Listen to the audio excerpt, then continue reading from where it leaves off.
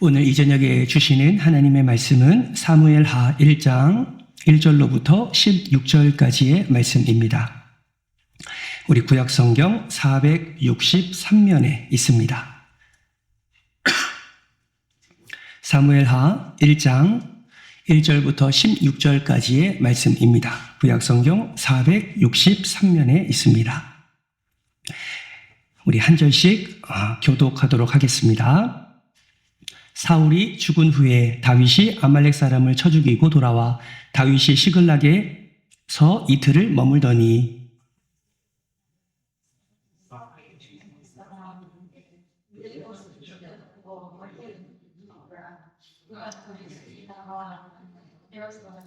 다윗이 그에게 묻되 너는 어디서 왔느냐 하니 대답하되 이스라엘 진영에서 도망하여 왔나이다 하니라.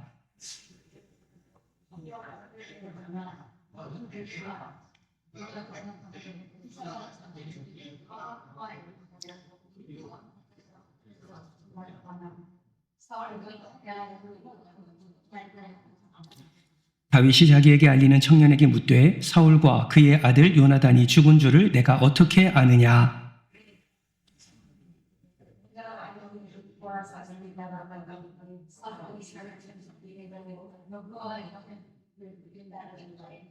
사울이 뒤로 돌아 나를 보고 부르시기로 내가 대답하되 내가 여기 있나이다 한즉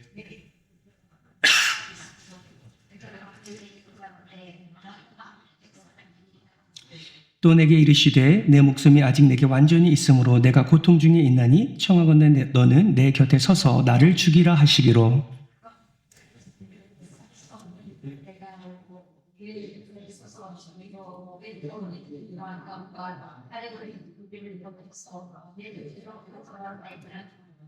이에 다윗이 자기 옷을 잡아 찢으매 함께 있는 모든 사람도 그리하고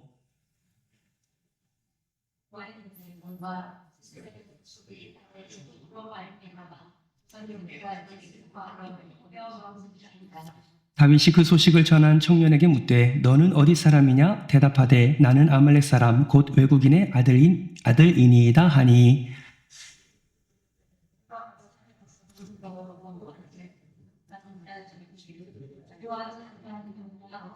다윗이 청년 중 한 사람을 불러 이르되 가까이 가서 그를 죽이라 하매 그가 치매 곧 죽으니라.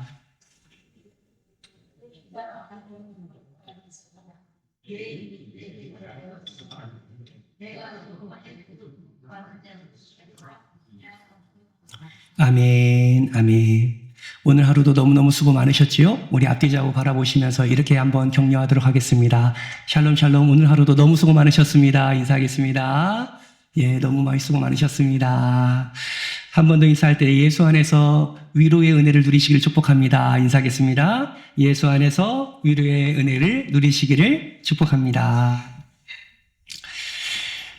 본래 히브리어로 기록된 원문을 보면 사무엘상과 사무엘하는 한 권이었습니다. 그런데 우리가 보고 있는 이 성경은 어떻게 구분되어 있습니까? 상하로 구분되어 있지요. 여러분, 상하로 구분되는 기준이 무엇일까요?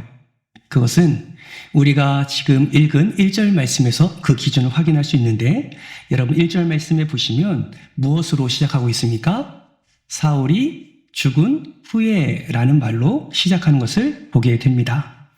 사무엘상과 사무엘하가 나뉘는 기준은 사울의 죽음이라고 말할 수 있는 것이죠. 여러분, 이러한 구분은 다른 성경에서도 나타납니다. 모세오경의 마지막 성경인 신명기의 말씀이 끝나고 여호수아의 시대를 알리는 첫 문장도 어떻게 시작합니까? 여호수아 1장 1절 말씀을 보면 여호와의 종 모세가 어떻게 한 후에? 죽은 후에. 여호수아의 시대가 끝나고 사사 시대가 시작되는 사사기 1장 1절 말씀도 보십시오. 뭐라고 시작하고 있습니까? 여호수아가 죽은 후에라고 시작을 하고 있습니다. 여러분, 한 사람의 죽음으로 시작되는 이 이야기, 여러분 이것은 어떤 의미를 갖고 있을까요? 이것은 하나님께서 하나님의 나라를 확장해 나가실 때에 늘 사람을 통해서 일하시고 역사하시는데 하나님이 택하신 그 사람이 죽으면 하나님의 역사가, 하나님의 능력이, 하나님의 은혜가 끝나는 것이 아니라 또 다른 사람을 통해서 계속 이어진다라는 것을 의미합니다.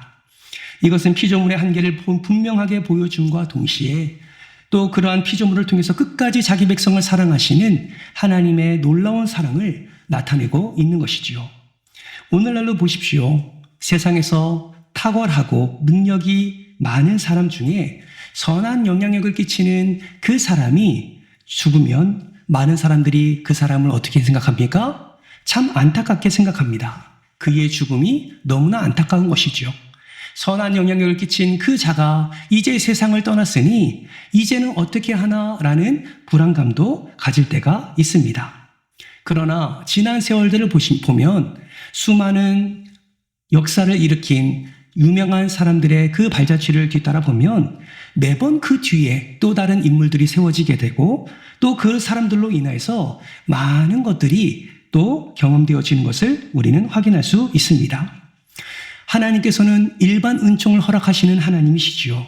세상의 모든 일들이 하나님의 일반 은총 가운데 섭리되고 있습니다. 이 세상을 사랑하시는 하나님은 그러한 일반 은총으로 하나님의 지속적인 사랑을 이어가시고 계시는 것이죠. 오늘 본문 말씀도 이와 같습니다. 세상을 향한 하나님의 사랑이 일반 은총이라면 오늘 본문에서는 하나님이 특별하게 선택하신 한 사람, 그 한 사람을 통해서 하나님의 특별 은총을 더하시는 놀라운 은혜를 우리는 확인할 수가 있습니다.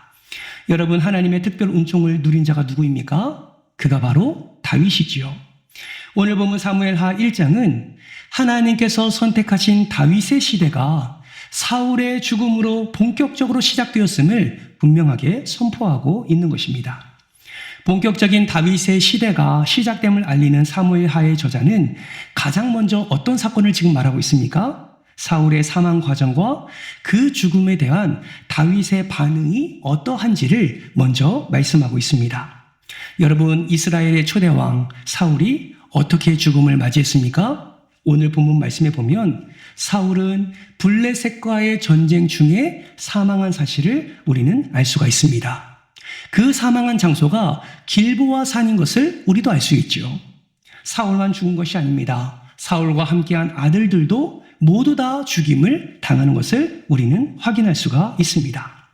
하나님께서는 사울의 그 악함을 기억하시고 사울과 그의 아들들의 죽음으로 그 악함을 심판하신 것이지요. 이러한 사울의 죽음, 다윗이 언제 듣습니까? 다윗은 아말렉과의 전쟁에서 대승을 거두고 시글락으로 돌아가 머물러 있을 때 3일째 되는 날에 한 병사를 통해 사울의 죽음 소식, 그리고 그토록 사랑했던 사울의 아들 요나단의 죽음 소식을 그는 듣게 됩니다. 이 소식을 들은 다윗의 반응, 여러분 어땠습니까? 여러분 오늘 본문 11절 말씀을 한번 보실까요? 11절 말씀을 같이 한번 읽겠습니다. 함께 읽겠습니다. 시작. 이에 다윗이 아멘. 여러분, 다윗이 사울과 요나단의 죽음 소식을 듣고 어떻게 합니까? 옷을 잡아 찢었습니다. 자기 옷을 잡아 찢었습니다. 여러분, 옷을 잡아 찢는다는 것은 무엇을 의미합니까? 옷을 찢는다는 것은 그 당시 근동지방 사람들이 극한 슬픔을 표시하는 한 방법이었습니다. 특히 그 중에 자기 옷을 잡아 찢는다라는 것은 극도의 고통이나 번뇌에 사로잡혔을 때 참을 수 없는 슬픔 가운데 있었을 때 나타나는 표현 방법이었습니다. 이것은 무엇을 의미합니까? 다윗에게 있어서 사울의 죽음과 요나단의 죽음은 다윗에게 극도의 고통과 번뇌에 사로잡히게 하고 참을 수 없는 슬픔 가운데 있게 한 사건이다라는 것을 말하고 있는 것입니다. 여러분, 다윗이 자기 옷만 찢었습니까? 그렇지 않습니다. 12절 말씀을 보세요. 자기 옷을 찢음과 동시에 다윗은 또한 또 다른 반응을 나타냅니다. 우리 11절도 같이 한번 읽어볼까요? 12절입니다. 시작. 사울과 그의 아들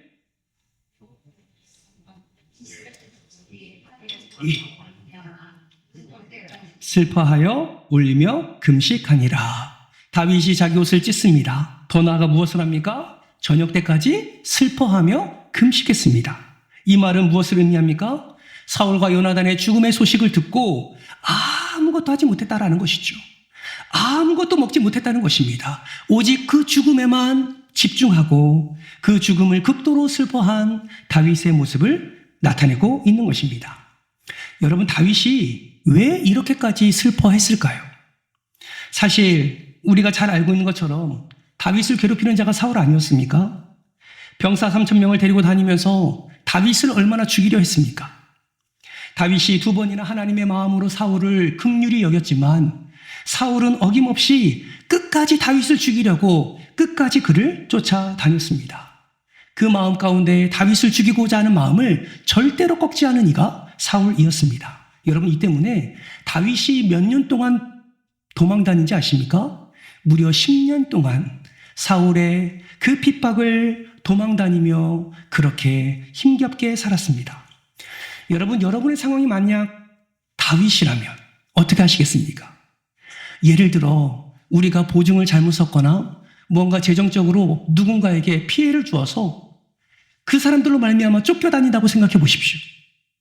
여러분, 1년이 아닙니다. 2년이 아닙니다.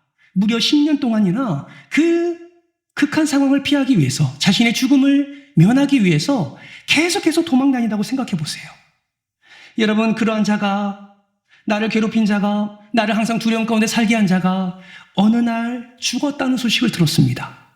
여러분, 그러한 소식을 들을 때 여러분의 마음은 어떠실까요? 저는요, 통쾌할 것 같습니다. 왜요? 나를 힘들게 한 자기 때문이죠. 나를 괴롭힌 자기 때문이죠. 아마도 저는 이렇게 고백할 것 같습니다. 그거 잘 됐다. 맨날 나를 괴롭히더니 그거 참 쌤통이다. 여러분, 이렇게 반응하지 않겠습니까? 그런데 다윗은 잘 됐다, 쌤통이다, 이게 아니라 사울에 대해서 애통하고 금식하며 옷을 찢는 것입니다. 왜요? 사울의 죽음에 인간의 슬픔도 있지만 그 사울의 죽음 이면에는 신앙적인 슬픔도 함께 포함되어 있기 때문에 그렇습니다. 사울의 죽음 이면에는 다윗의 동포의 죽음도 포함되어 있습니다. 사울의 죽음 이면에는 사랑하는 요나단의 죽음도 포함되어 있습니다. 그러나 이보다 더 중요한 이유는 여호와의 백성이 짐승 같은 이방인에게 짓밟혔다는 의미도 포함되어 있다는 것이죠. 또한 하나님의 거룩한 이름으로 부름받은 왕이, 그 사울이 이방인의 손에 의해서 죽었다라는 것은 거룩한 하나님의 이름이 회방되었다라는 것을 의미하기 때문입니다. 다윗의 이러한 슬픔, 극도의 애통, 금식하며 옷을 찢으며 슬퍼한 이유는 사울의 죽음으로 말미암아 그 사울에게 약속하신 하나님의 언약이 파괴되었음과, 그리고 사울과 이스라엘이라는 나라에서 하나님의 영광이 떠났음을 다윗은 알았기 때문에 더 극도의 슬픔 가운데 눈물을 흘리며 하나님 앞에 엎드렸던 것입니다. 이 사울의 죽음이 신앙적인 면에서 어떠한 중요성을 가지고 있는지 다윗은 너무나 잘 알았습니다. 그래서 이 사실을 고한 이 병사에게 다윗은 어떠한 반응을 보입니까? 이 사울의 죽음을 말하는 이 병사, 이 사울을 자기가 죽였고 이 사울이 썼던 왕관과 그 팔에 낀 고리를 내가 갖고 왔다고 말하는 이 병사에 대해 여러분, 다윗은 어떠한 반응을 내립니까? 여러분, 젊은 병사 하나를 그에게 보내 칼로 바로 쳐서 죽여버립니다. 왜 그랬습니까? 오늘 본문 말씀에 나오는 그 이유는 여호와의 기름 부은 자를 그가 쳤다였기 때문에 그렇습니다. 그런데 여러분, 가만히 생각해 보세요. 이 병사의 출신이 어떤 사람입니까? 이 병사가 이스라엘 사람입니까? 이 병사가 유다 사람인가요? 아니요, 성경에 나와 있어요. 이 사람은 이스라엘 백성이 아닙니다. 이 사람은 아말렉 사람이래요. 여러분, 아말렉 사람이면 이방인이에요. 여러분, 이방인이 어떻게 하다가 이스라엘로 들어와 거기에 거주하며 그의 사울의 군사가 되었는지는 알지 못하지만, 여러분, 이방인이라면 여호와의 기름 부으심이 얼마나 중요한지 모를 수도 있지 않습니까? 여호와의 기름 부으심이라는 의미가 도대체 무엇을 의미하는지 여러분, 아말렉 사람은 모를 수도 있습니다. 그런데 왜 다윗은 그러한 근거를 가지고 이 병사를 쳐서 죽여버렸을까요? 여러분, 다윗에게는요, 이 아말렉 사람이 기름 부음 받은 그 사실이 그 의미를 알든지 그 의미가 모르든지가 중요한 것이 아닙니다. 다윗에게 있어서 중요한 것은 뭐예요? 기름 부음 받은 그 왕을 그가 죽였다고 증언했던 것이 가장 중요한 포인트다라는 것이죠. 다윗의 입장에서는 아무리 사울이 살 수 없는 상황이라 할지라도 하나님께 기름 부음 받은 자를 그렇게 해서는 안 되었다라는 것이 다윗의 생각이었고 그것이 다윗의 기준이었다라는 것입니다. 여러분, 기름 부음 받는 자의 결과가 어땠습니까? 결국 죽음이었습니다. 어쩌면 이 병사는 어떻게 하면 다윗에게 상을 받을 수 있을까 고민하며 이렇게 행했는지 모릅니다. 그러나 그의 결과는 무엇입니까? 그의 기대와는 달리 상이 아니라 칼이 자기에게 날아왔다라는 것입니다. 사랑하는 성도 여러분, 오늘 본문 말씀 속에서 사울의 죽음에 대한 이 다윗의 반응, 그리고 이 병사에 대한 이 다윗의 반응을 통해서 우리는 다윗이 어떤 사람인지를 우리는 바로 알아야 됩니다. 그리고 다윗이 그 어떤 사람인가를 알았다면 그 다윗이 행한 마음, 그리고 다윗이 어떤 사람인지를 깨닫고 우리도 하나님이 기뻐하시는 하나님의 마음에 합한 자 다윗과 같이 나아가야 된다라는 것이죠. 오늘 사울의 죽음 앞에 반응을 나타낸 이 다윗의 모습을 통해 우리는 다윗이 어떤 사람인가 두 가지를 함께 살펴보려고 합니다. 바라고 소망하기는 이 말씀을 마음에 새기시고 우리도 다윗과 같이 하나님께 영광 올려드리는 그런 귀한 사람 되시기를 주님의 이름으로 축복합니다. 여러분, 다윗은 어떤 사람입니까? 첫째는요, 다윗은 하나님만이 왕이심을 인정하는 사람이었습니다. 무엇을 통해서 알 수 있습니까? 사울의 죽음을 전하는 이 병사의 소식을 듣고 다윗이 반복적으로 한 말이 있습니다. 그 말이 무엇이냐면 여호와의 기름 부음 받은 자라는 사실입니다. 여러분, 이 말은 무엇을 의미합니까? 사울의 위대함을 나타내는 말이 아닙니다. 이 말은 사울을 택하시고 사울을 통해 이스라엘을 다스리신 여호와 하나님의 위대함을 증거하는 다윗의 선포였습니다. 사울을 죽였다는 이 병사는 다윗이 하나님만을 왕으로 인정하는 사람이라는 것을 그는 알지 못했습니다. 이 병사, 곧 아말렉 사람의 유일한 왕은 사울이었던 것이죠. 그 사울이 죽고 아들도 죽었으니 그 다음에 왕을 이을 사람이 다윗이라고 생각했고, 이런 정치적인 생각과 함께 그의 발걸음을 옮겨서 사울의 죽음과 사울이 가지고 있던 왕관과 고리를 벗겨서 다윗에게 갖다 준 것입니다. 아마 이 병사는 상을 얻을 것이라 생각했을 겁니다. 그래서 이 병사는 다윗에게 거짓말까지 합니다. 어떤 거짓말을 했습니까? 자기가 사울을 죽였다는 거짓말을 하게 된 것이죠. 왜 이것이 거짓말인 것을 우리는 알 수 있습니까? 여러분, 사무엘상 31장 말씀에 보면 사울이 어떻게 죽었다는 것이 분명하게 드러나 있습니다. 여러분, 앞장을 좀 넘겨보실까요? 한 장만 넘겨보시면 사무엘장 31장 말씀이 있습니다. 거기에 4절 말씀을 한번 보세요. 우리 4절 말씀을 같이 한번 읽어볼까요? 4절 말씀입니다. 시작. 그가 무기를 든 자에게 이르되 떼어 그것으로 나를 찌르라. 할례 받지 않는 자들이 와서 나를 찌르고 모욕할까 두려워하노라. 하나 무기를 든 자가 심히 두려워하여 감히 행하지 아니하는지라. 이에 사울이 자기의 칼을 뽑아서 그 위에 엎드러지매. 여기서 말하는 그는 누굽니까? 사울이지요. 사울이 말합니다. 할례 받지 않는 자가 나를 찌르고 모욕할까 봐 두려우니 네가 나를 좀 쳐서 나를 죽여달라. 그러니까 무기 든 자가 무엇을 말합니까? 나는 그렇게 할 수 없습니다 하며 사울이 말한 것을 행하지 아니하자 사울이 자기 칼 위에 엎드려졌다라고 분명히 말씀합니다. 여러분, 한편으로는 이렇게 생각할 수 있습니다. 거기에 같이 있던 자가 그 이야기를 듣고 그 일을 행하지 않았겠습니까? 여러분, 그렇지 않습니다. 5절 말씀도 보세요. 5절 말씀에는 이렇게 말합니다. 같이 한번 읽어볼까요? 시작. 무기를 든 자가 사울이 죽음을 보고 자기도 자기 칼 위에 엎드려서 그와 함께 죽으니라. 여러분, 지금 무기를 든 자도 함께 죽었다라고 성경은 분명하게 말씀하고 있습니다. 그런데 지금 아말렉 사람, 이 병사는 무엇을 말합니까? 자기가 죽였다고 이야기를 하는 거예요. 왜요? 아마도 이 병사는 다윗이 사울의 쫓김을 당하고 있는 상황을 너무나 잘 알고 있었던 것 같습니다. 그래서 자신을 두렵게 한 자, 자기를 핍박하는 자가 죽었다라는 소식을 들으면 뭔가 자기에게 떨어지는 것이 있지 않을까라는 생각에 거짓으로 위증을 했다라는 것이죠.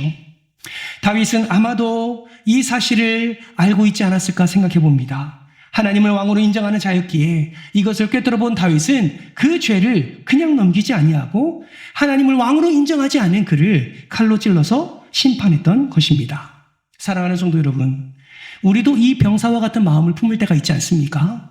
세상 가운데 살면서 하나님을 왕으로 인정하고 그 왕의 명령대로 살기를 힘쓰는 것이 아니라 이 병사처럼 탐심이 우상 숭배인 것도 모른 채 어떻게 하면 내가 유익을 누릴 수 있을까?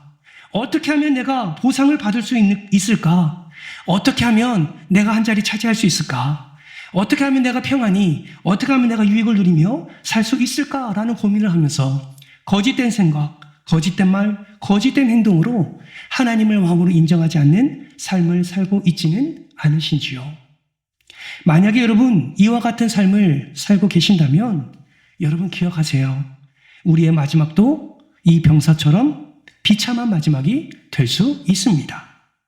여러분, 우리가 로마서를 살펴보면서 하나님의 징계와 심판은 어떤 방법으로 이루어진다고 말씀드렸습니까? 우리가 죄 가운데 있을 때 하나님이 우리를 치심으로 징계하시기도 하시지만 하나님 우리가 죄 가운데 있을 때에 더 비참한 징계는 내어버려 두심이라고 말씀을 드렸습니다. 하나님을 왕으로 인정하지 않고 하나님의 말씀대로 살지 않아도 하나님이 치지도 않으시고 그냥 내버려 두는 거예요. 그 죄 가운데 내버려 두는 거예요. 많은 사람들이 이렇게 생각합니다. 많은 사람들이 일생을 살면서 하루하루를 살면서 내가 하나님의 말씀대로 순종하지 않았음에도 불구하고 어려운 일이 생기지 않습니다. 근심과 걱정이 일어나지 않습니다. 날마다 평안함을 삶을 누립니다. 그런 삶을 누리다 보니까 내 이런 삶이 괜찮다라고 생각하는 것입니다. 거짓말해도 아무런 일이 일어나지 아니하고 다른 사람의 것을 취해도 다른 사람의 것을 빼앗아 내가 유익을 누려도 아무런 일이 일어나지 않으니 내가 이렇게 살아도 내가 잘 살고 있다고 착각하고 있는 사람이 있다라는 것이죠. 여러분, 하나님의 징계 내어버려 두심은 너무나도 비참한 결과를 이야기하고 있습니다. 그 죄에 대해서 계속해서 내어버려 두셨다가 결국에는 견딜 수 없는 하나님의 진노를 당하게 되는 것입니다. 사랑하는 성도 여러분, 이 병사와 같이 하나님을 왕으로 인정하지 아니하고 자신의 유익을 위해서 꾀를 내어 어떻게 해서든지 잘 살아보겠다는 이 마음이 우리 안에 있는 것이 아니라 다윗처럼 오직 하나님만이 진짜 왕임을 인정하고 오직 하나님이 가장 선하시고 완전하시며 유일한 왕이심을 인정하는 삶을 사는 여러분 되시기를 주님의 이름으로 축복합니다. 여러분, 다윗뿐만이 아니에요. 예수 그리스도와 하나님만의 유일한 주이심을 인정하셨습니다. 언제 인정하셨습니까? 많은 서기관과 바리새인들이 둘러싸여 있을 때 한 서기관이 이렇게 질문하지요. 모든 계명 중에 첫째가 무엇입니까? 라고 질문할 때 예수님이 마가복음 12장 29절 말씀에서 이렇게 말씀하셨어요. 같이 한번 읽어볼까요? 시작. 예수께서 대답하시되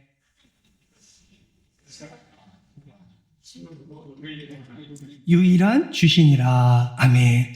주 곧 우리 하나님은 유일한 주시니라. 여러분 아멘이십니까?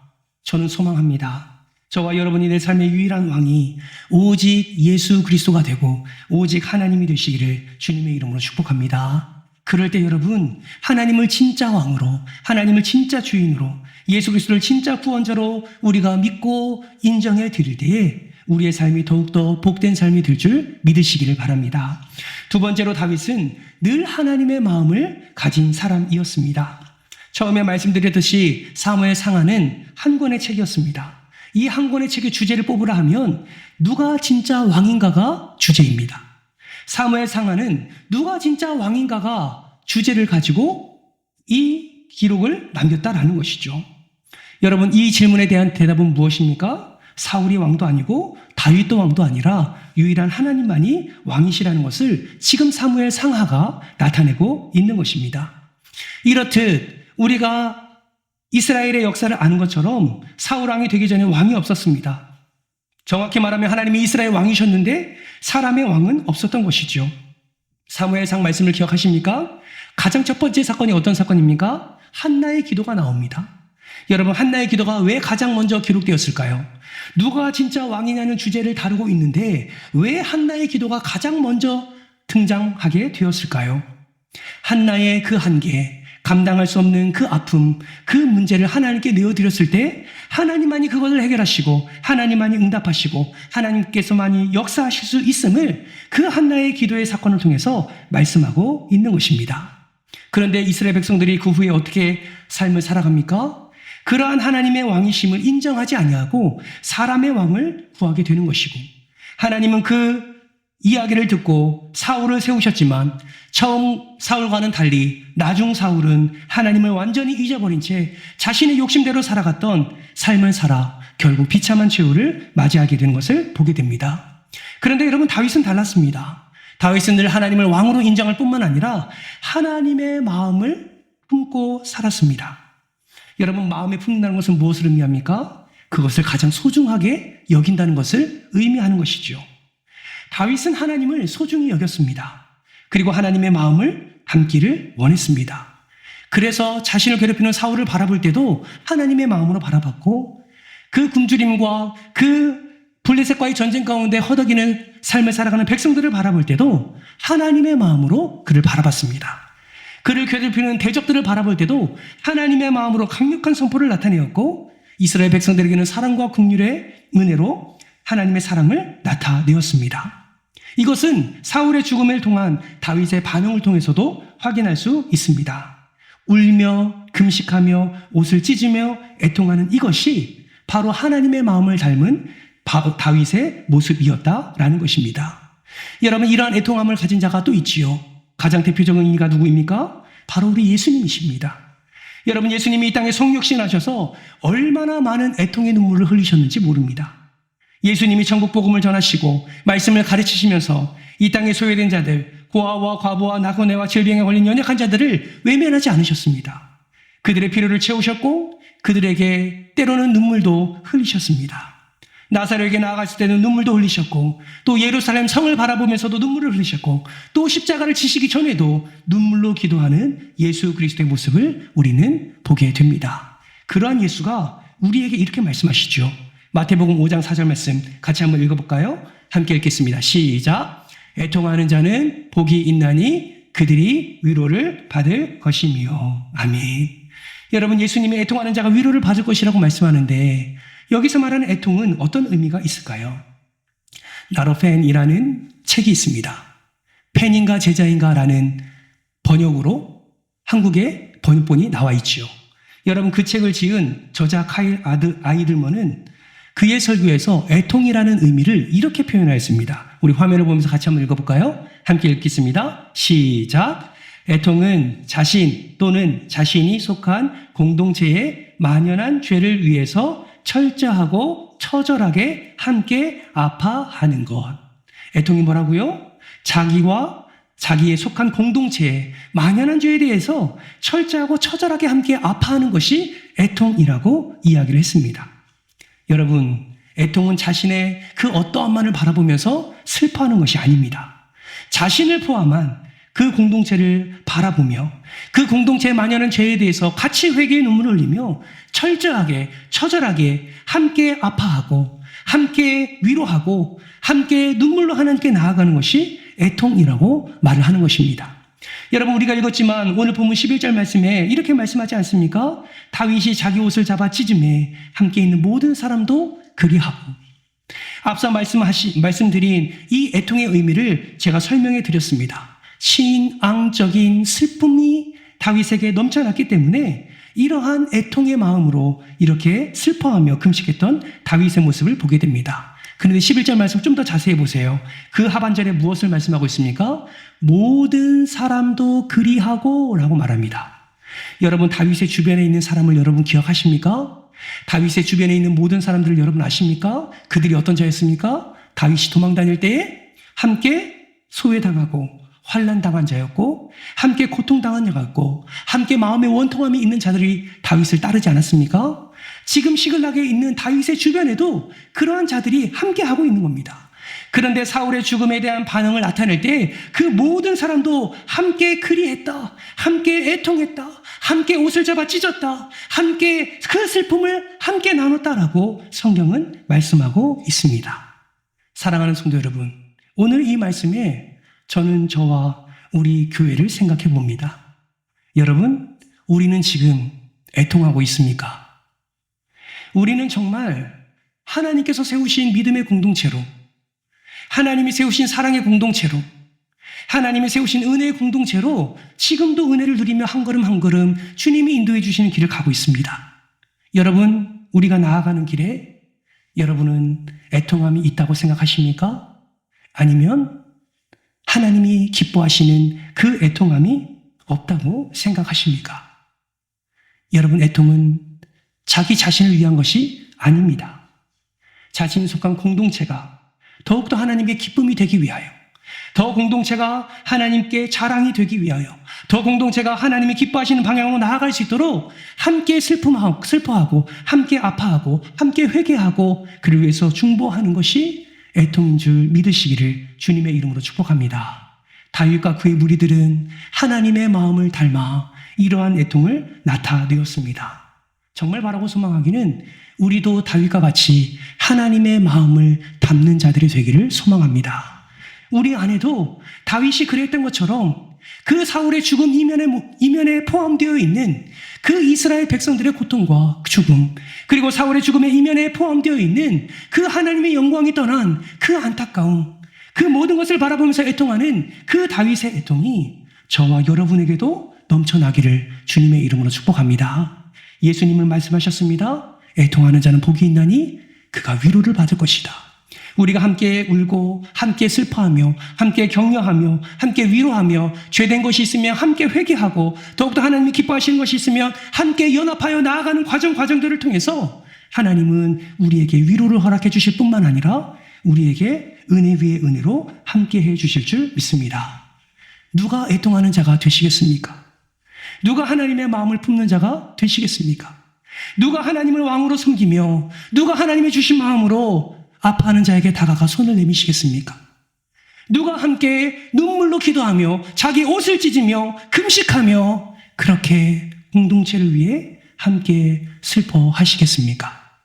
정말 바라고 소망하기는 우리 모두가 이러한 마음과 이러한 애통함을 가지고 우리 교회 모든 성도님들 뿐만 아니라 우리 주변에 예수를 알지 못하는 자들에게까지 하나님의 마음으로 그 애통함을 나타내어 하나님의 왕심을 드러내는 것 동시에 하나님이 예비하신 은혜를 충만히 누리는 복된 인생들 되시기를 주님의 이름으로 축원합니다.